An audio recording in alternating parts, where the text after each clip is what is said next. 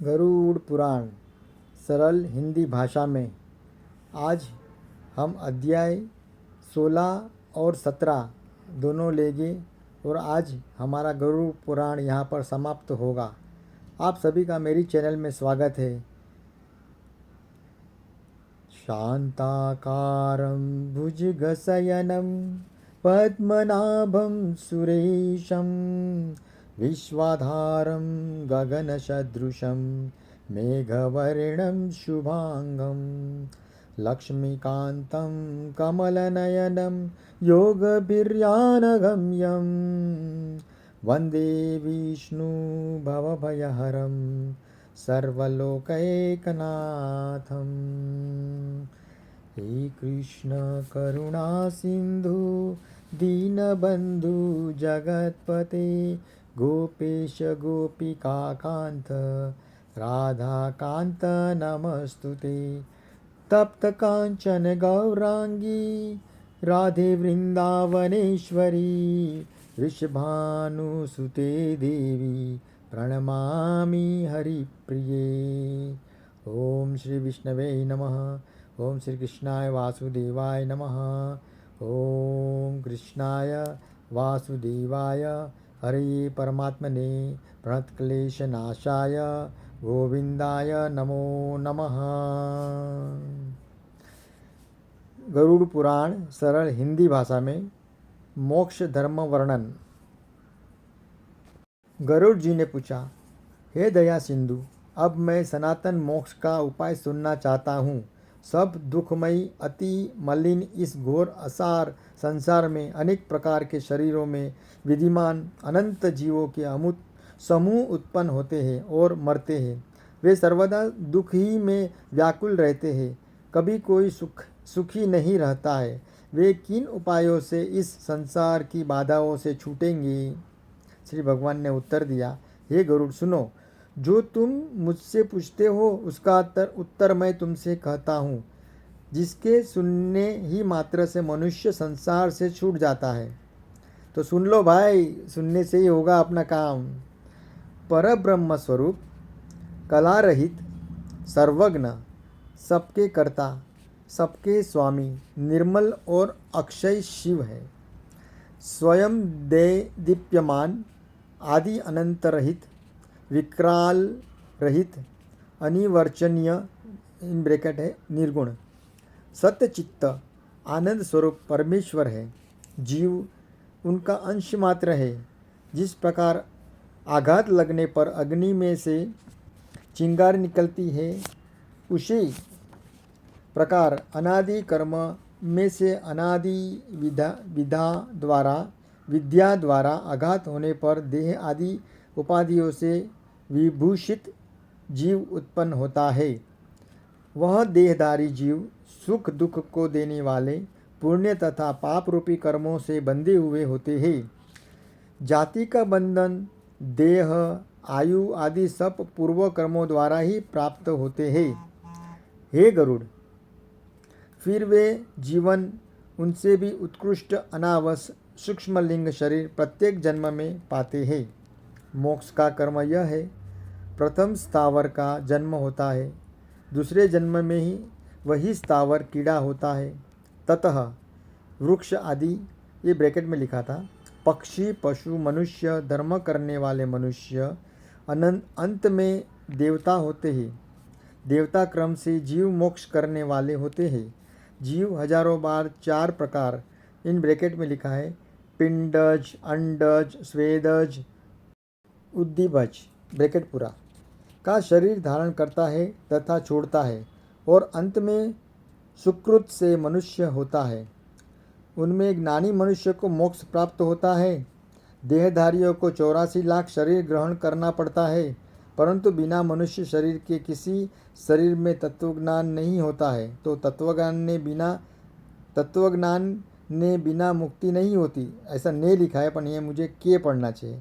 और तत्वज्ञान के बिना मुक्ति नहीं होती। यह हजारों जन्म में हजारों करोड़ों जीवों में पुण्य कर्मों से संचय से मनुष्य का शरीर प्राप्त होता है। मोक्ष की सीढ़ी सुदृश्य इस दुर्लभ मनुष्य देह को पाकर जो अपने को नहीं तारता, उससे अधिक पापी कौन है? जीव सर्वोत्तम नरदेह और सभी सुंदर इंद्रियों को प्राप्त कर भी अपना हित नहीं जानता है, वह ब्रह्म हत्यारा के समान होता है। देह के बिना कोई पुरुषार्थ नहीं कर सकता, इसलिए देह और धन की रक्षा कर पुण्य कर्मों का साधन करे। सदा अपनी आत्मा की रक्षा करे, क्योंकि आत्मा ही सबका पात्र है। इससे आत्मा की रक्षा में यत्न करे, क्योंकि जीवित शरीर पर अनेक कल्याण को देखता है। जीवित शरीर रहने पर ग्राम, क्षेत्र, धन, घर और शुभ अशुभ कर्म बार बार होते हैं, किंतु यह मानव शरीर बारंबार नहीं होता है। विघ्न जन सदा शरीर की रक्षा का उपाय किया करते हैं। कोढ़ी आदि दुखी भी इस शरीर के त्याग की इच्छा नहीं करते। रक्षा किया गया शरीर धर्म के लिए होता है, धर्म ज्ञान के लिए तथा ज्ञान योग के लिए होता है। अतः जीव शीघ्र ही मुक्त हो जाता है, जो स्वयं ही आत्मा को अहित से न बचावे तो इससे बढ़कर और कौन हितकर होगा, जो आत्मा को तारेगा। जो इस लोक में ही नरक रूपी रोग की चिकित्सा नहीं करता है, तो निरोषित देश में रोगी देह जाकर क्या करेगा? व्याधि के समान वृद्धावस्था है, फूटे हुए घट के पानी के समान आयु घटती है, शत्रु के समान रोग प्रहार करते हैं। इसलिए कल्याण देने वाली वार्ता का अभ्यास करना चाहिए। जब तक दुख अपना आश्रय शरीर में न करे, जब तक आपत्तियों न आवे और जब तक इंद्रियां व्याकुल विकृत न हो, उसके पहले ही ज्ञान तत्व का अभ्यास करे। जब तक यह देह रहे तब तक ज्ञान तत्व का अभ्यास करे। घर के कोने में अग्नि लगने पर दुर्बुद्धि कुआं खोदने का उपाय करता है। इन ब्रैकेट में लिखा है, मृत्यु के समीप ज्ञान का अभ्यास नहीं हो सकता। ब्रैकेट पूरा। काल संसार में उत्पन्न हुई अनेक कार्यों को नहीं देखता, परंतु बड़े खेद की बात है कि मनुष्य सुख दुख तथा अपने हित को नहीं जानता है।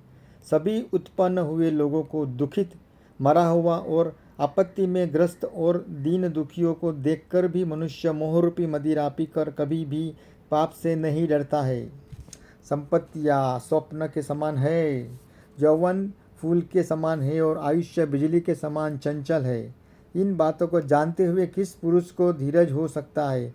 100 वर्ष का जीवन ही थोड़ा है, इसमें भी आधा निंद्रा और आलस्य में जाता है, और बाल्यावस्था, रोग, जरा, इनके दुख से कुछ अल्प हुआ जो शेष बचा वही भी निरर्थक है।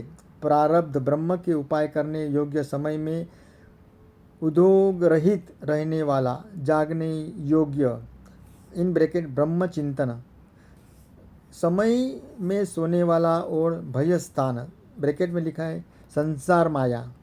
मैं विश्वास करने वाला कौन मनुष्य नहीं मारा जाता है, अर्थात सभी मारे जाते हैं। जल के फैन के समान, जल में जो फैन बनता है ना, फैल के समान अनित्य देह में बलपूर्वक जीव स्थिर रहता है। जीव ब्रह्म का अंश है, वही अनित्य देह में रहता है। जब ब्रह्म को देखेगा तुरंत उसमें मिल जाएगा। अपने प्यार का सहवास पाने पर जीव निर्भर कैसे स्थित रह सकता है?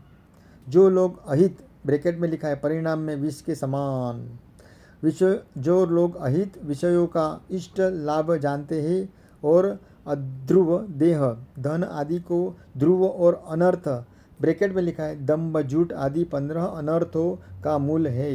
इन ब्रैकेट पूरा। धन को अर्थ वापस ब्रैकेट आ गया। ओहो, प्रयोजनों को सिद्ध करने वाला, ब्रैकेट पूरा।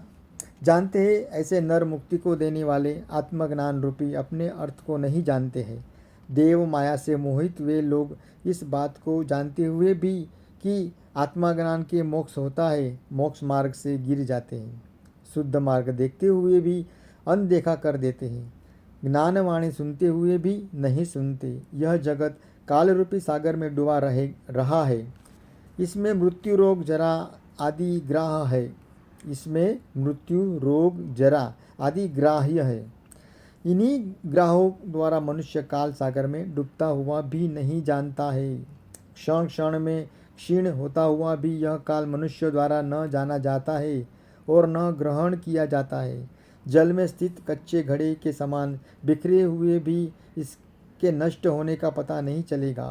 पवन का बांधना संभव हो सकता है और आकाश का खंडन संभव हो सकता है। तरंगे गुंथी जा सकती है, परंतु आयुष्य पर विश्वास करना उचित नहीं है। पृथ्वी काल द्वारा जलाई जाती है, सुमेरु पर्वत काल के द्वारा ही बिखर जाता है और काल द्वारा ही समुद्र का जल सूख जाता है। इस शरीर की क्या हस्ती, इसके सामने इस शरीर की क्या हस्ती। यह मेरी संतान है, यह मेरी स्त्री है और यह मेरा भाई बंधु है। ऐसे कहते हुए भी मनुष्य रूपी बकरे को काल रूपी भेड़िया बलपूर्वक मार डालता है। यह काम पूर्ण हो गया है, यह कार्य करना शेष है और यह किया हुआ कार्य अपूर्ण है। ऐसी अभिलाषा करता हुआ पुरुष यम के वश में चला जाता है।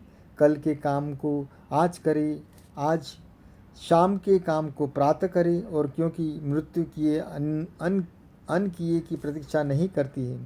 बुढ़ापे ने जिस मृत्यु का मार्ग दिखाया है और प्रचंड रोग जिस मृत्यु के सैनिक है, ऐसे मृत्यु रूपी शत्रु द्वारा ग्रसित जीव अपने रक्षक परमेश्वर को क्यों नहीं देखता है।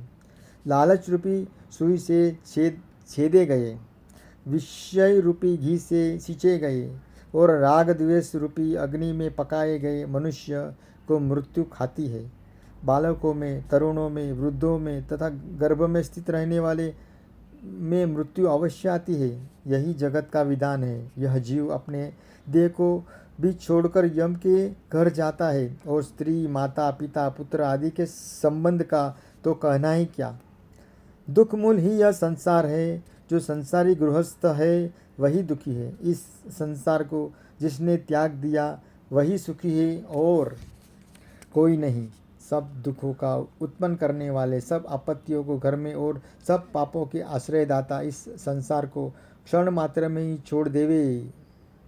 लोहे तथा लकड़ियों से बने हुए फंदों से बंधा हुआ मनुष्य छूट जाता है, किंतु पुत्र स्त्रीमय पासों से बंधा हुआ मानव कभी नहीं छूटता। जीव मन के प्यारे जितने संबंधों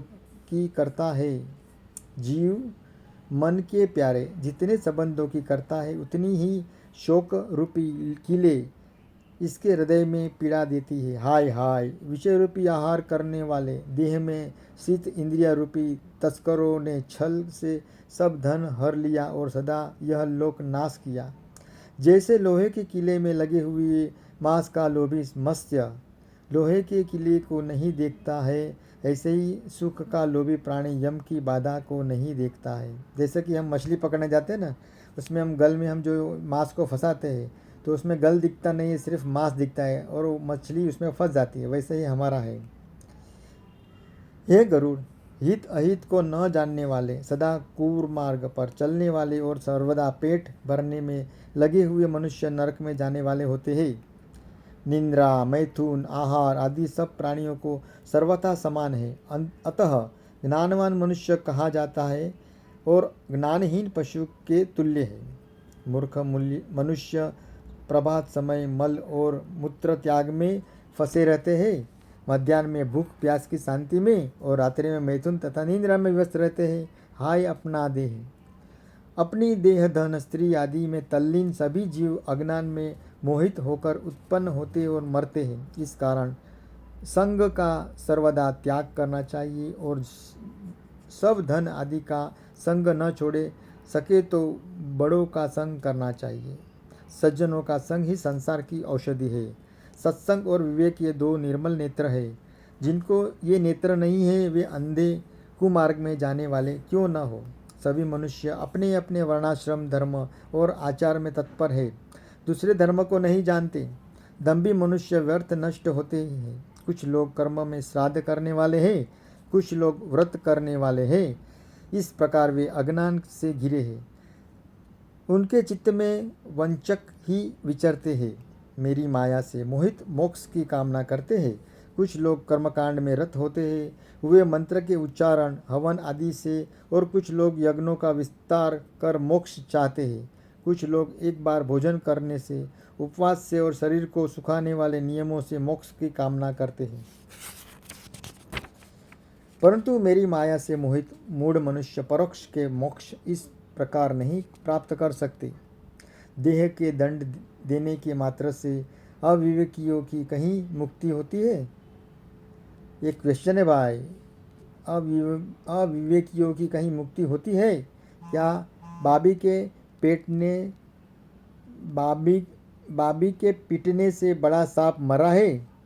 जटायुओं के भार और मृग चर्म से युक्त वेश धारण करने वाले दम्भी लोग ज्ञानी के समान लोक में भ्रमण करते हैं और अन्य जनों को भी भ्रम में डालते हैं।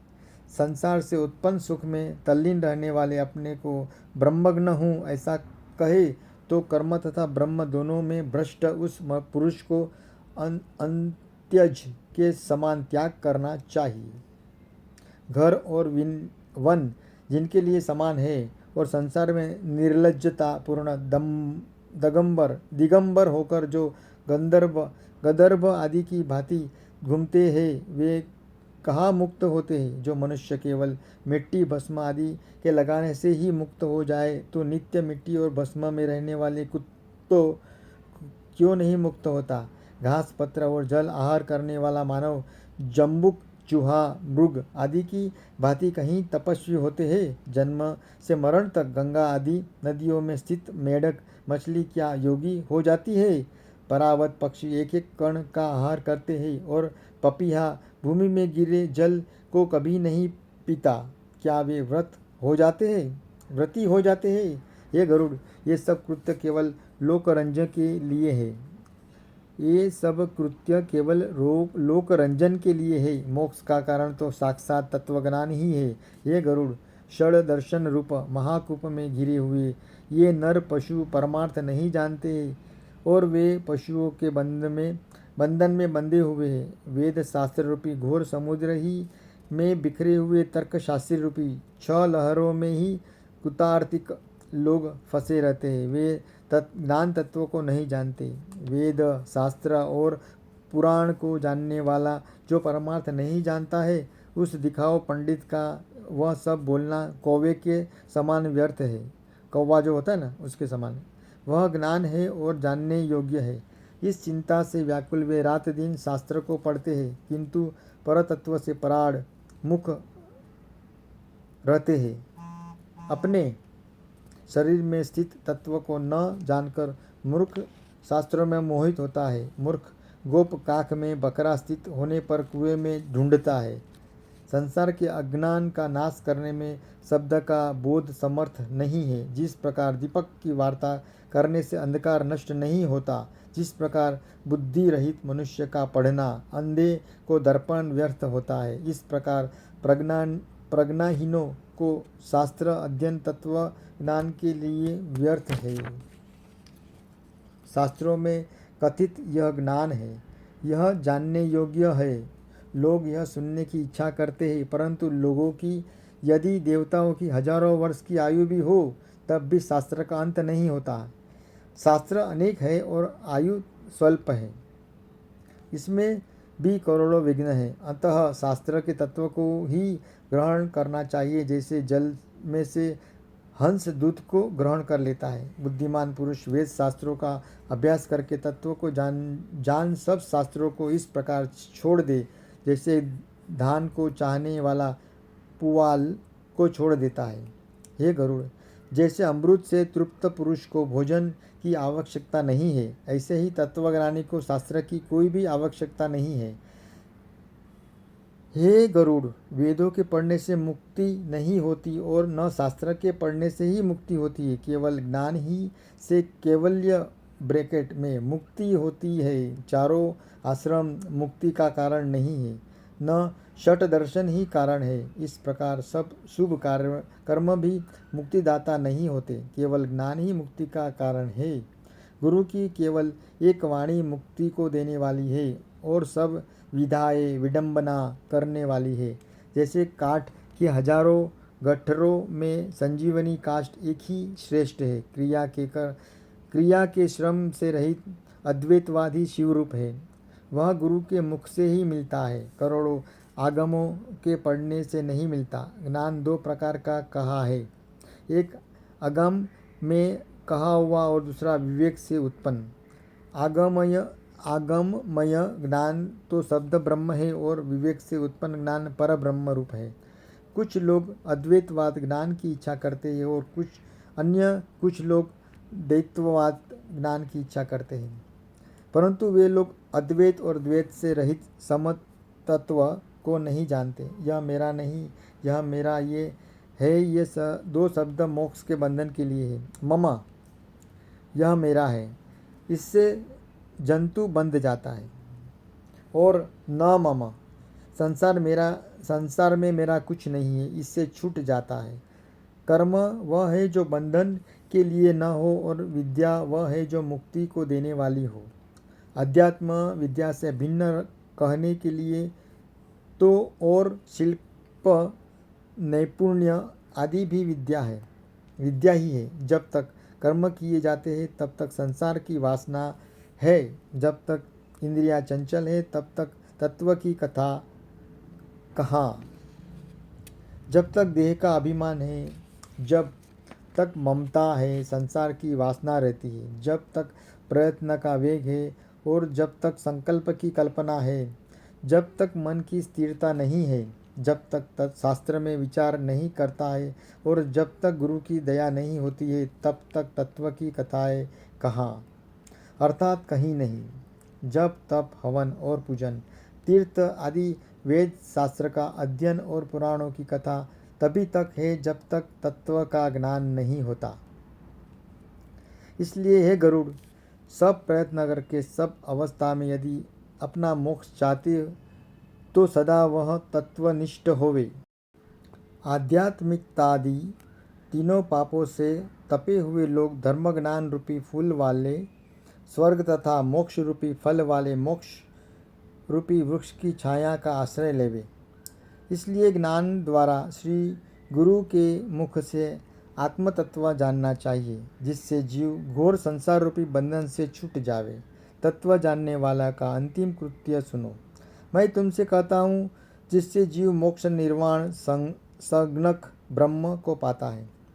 पुरुष अंतकाल आने पर मृत्यु के भय से शून्य, रहित और असंग त्याग रूपी शास्त्र द्वारा देह में वर्तमान स्पृहा लालच को काटे और देह के अनुगामी पुत्र कलत्र आदि में राग रहित होवे। घर का त्याग किया हुआ धीर पुरुष पुण्य रूपी तीर्थ के जल में स्नान कर शुद्ध और एकांत स्थान में विधि पूर्वक बनाए हुए कुश, मृगचर्म और वस्त्र से क्रम से बनाए हुए आसन पर स्थित होवे। शुद्ध त्रिवृत्त आकार, उकार और मकार रूपी परब्रह्म के अक्षर ओमकार का मन से अभ्यास करे और श्वास को जीतकर ब्रह्म बीज को स्मरण करता हुआ मन को रोके। बुद्धि रूपी सारथी द्वारा मन और इंद्रिया रूपी घोड़ों का विषय वासनाओं से रोके और कर्म से प्रेरित मन को बुद्धि द्वारा शुभ कर्म में धारण करे। मैं ही परम धाम हूँ, मैं ही ब्रह्म हूँ और परम पद रूपी ब्रह्म में मैं ही हूँ, ऐसा भली भांति देखकर निरुपद्रव आत्मा में अपने आप को स्थापित करे। ओम ओम। इस एकाक्षर ब्रह्म को उच्चारण करता हुआ और मेरा स्मरण करता हुआ जो पुरुष देह का त्याग करता है, वह परम गति मुक्ति को प्राप्त होता है, जहाँ ज्ञान और वैराग्य से वर्णित दंभ दिखाने वाले नहीं जाते हैं। ज्ञानी पुरुष उस पति को प्राप्त होते हैं। इनको मैं तुमसे कहता हूँ। मान और मोह से रहित, संग दोष को जीतने वाले, आत्मज्ञान में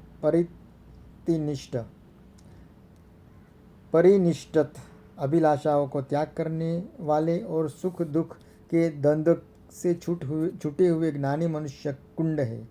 इसमें सत्य रूपी जल है, राग द्वेष रूपी मल को दूर करने वाला है। ऐसे मानस तीर्थ में जो स्नान करता है वह मोक्ष प्राप्त करता है। पुष्ट वैराग्य में स्थित हो और अन्य को न भजता हुआ जो केवल मुझको भजता है, जिसकी दृष्टि पूर्ण परमात्मा में ही है, वह प्रसन्नता निश्चित मोक्ष को प्राप्त करता है। हे गरुड़, मैंने तुमसे इस प्रकार सनातन मोक्ष धर्म कहा। ज्ञान और वैराग्य समेत इसको सुनने से मोक्ष प्राप्त होता है। तत्व के जानने वाले मोक्ष को प्राप्त होते हैं, धर्म करने वाले स्वर्ग को जाते हैं, पापी दुर्गति को प्राप्त होते हैं और पक्षी आदि यहीं उत्पन्न होते हैं और यहीं मरते हैं। इस प्रकार मैंने तुमसे शास्त्र का सारोद्वार 16 अध्याय में निरूपण किया। अब क्या सुनना चाहते हो?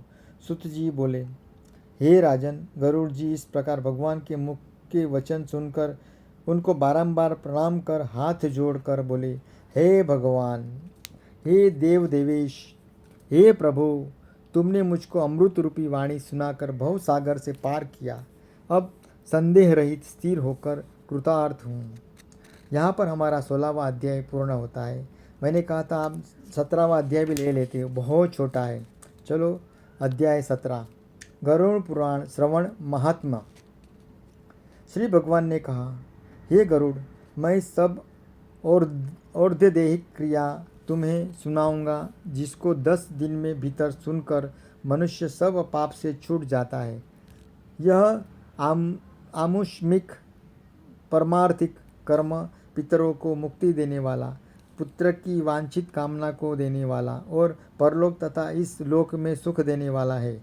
जो नास्तिक अधम नर इस कर्म को नहीं करते हैं, उनका स्पर्श किया हुआ जल भी सुरा के तुल्य पीने के योग्य है। देवता पितर गण इसके घर को नहीं देखते हैं। ब्राह्मण, क्षत्रिय, वैश्य, शूद्र तथा और लोगों को भी प्रेत क्रिया के बिना चांडाल के समान जानना चाहिए। इस पवित्र प्रेत कल्प को जो सुनता है और सुनाता है, वे दोनों पापों से छूटकर दुर्गति को प्राप्त नहीं होते हैं। हे गरुड़, माता पिता के मरने पर जो पुत्र इसको सुनते हैं और इसके माता पिता मुक्ति को प्राप्त होते हैं, और वह पुत्र संतति वाला होता है। जिसने गरुड़ पुराण न सुना हो, गया श्राद्ध न किया हो, जिसने वृषोत्सर्ग न किया हो, उसे कैसे पुत्र कहाँ जाए? वह तीनों प्रकार का ऋण से कैसे छूटेगा? माता पिता को तारने में कैसे समर्थ होगा? इसलिए सब प्रयत्न से गरुड़ पुराण निश्चित सुनना चाहिए। यह धर्म, अर्थ, काम, मोक्ष को देने वाला है और दुख का नाश करने वाला है। अतः इस सदा सुनना चाहिए। इस गरुड़ पुराण को सुनकर इस पुराण के बाँचने वाले को वर्णित तथा यथेष्ट दान देना चाहिए। पहले पुराण की पूजा करें, ततः वस्त्र, अलंकार, गोदान और दक्षिणा से आदरपूर्वक वाचक की पूजा करें। अन्न सोने के दान और बहुत भूमिदान से अधिक फल की प्राप्ति के लिए भक्तिपूर्वक वाचक की पूजा करें। वाचक की पूजा करने से भी मैं पूजित होता हूँ। यहाँ पर हमारा 17वां अध्याय समाप्त होता है और हमारा गरुड़ पुराण यहाँ पर समाप्त होता है। जय विष्णु भगवान। ओम कृष्णार्पणमस्तु। मैंने जो यहाँ पर आज वाचन किया है, अभी तक जो वाचन किया है, मैं श्री कृष्ण को अर्पित करता हूँ। वसुदेवं सुतं देवं कंसचारूणवर्धनं देवकी परमानन्दं श्रीकृष्णं वन्दे जगद्गुरु। गुरुर्ब्रह्मा गुरुर्विष्णु गुरुर्देवो महेश्वरा, गुरुर्साक्षात् परब्रह्म तस्मै श्री गुरुवे नमः। यहाँ पर मैं मेरे नए प्रोजेक्ट को आपसे अनुचित करता हूँ। मैं अगला जो मेरा प्रोग्राम होगा वो गर्भ गीता, एक कल का अध्याय होगा गर्भ गीता सिर्फ। उसके बाद में मैं ये अहम ब्रह्मास्मि जो पुस्तक है, आई एम दैट, इंग्लिश का पुस्तक का अनुवादन किया हुआ है, उस पुस्तक को मैं पढ़ने वाला हूँ। निसर्गदत्त महाराज जो बहुत अच्छे तत्वज्ञानी थे, उनका जो वार्तालाप हुआ था एक अंग्रेज़ से, उनका जो बातचीत वार्तालाप की पुस्तक बनी हुई है अहम ब्रह्मास्मि, इसे मैं पढ़ूँगा परसों से। कल आएगा गर्भ गीता। आइए सब मेरे साथ में जुड़िए और नए नए पुस्तकों का आस्वादन लीजिए। आइए मिलते हैं। हरे कृष्णा। आप मेरी चैनल को लाइक, शेयर और सब्सक्राइब कर सकते हैं। इस मदद से मुझे और प्रोत्साहन मिलेगा। आपका बहुत बहुत धन्यवाद। हरि ओम।